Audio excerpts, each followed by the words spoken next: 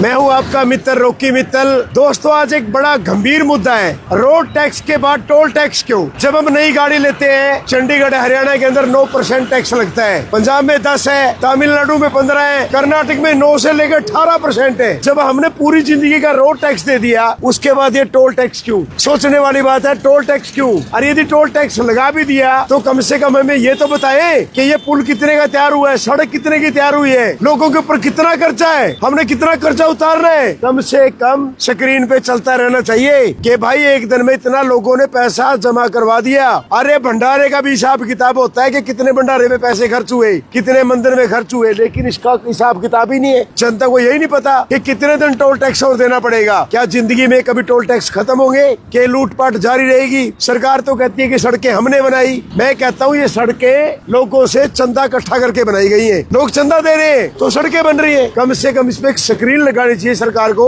ताकि ये पता लगे जो लोगों के ऊपर कर्जा है सड़कों का, पुलों का, वो लोगों ने कितना कर्जा और उतारना बाकी है। बस मैं तो यही कहूंगा, यदि रोड टैक्स है तो टोल टैक्स क्यों, और यदि टोल टैक्स है तो लोगों को जानकारी होनी चाहिए कि कितने की सड़क बनी और कितने दिन में खत्म होगा। क्योंकि भाई नेताओं को तो कोई फर्क पड़ता नहीं, नेताओं के परिवार का तो टोल टैक्स माफी होता है। इसलिए मरता कौन है? आम जनता। पिसती कौन है? आम जनता। जय हिंद।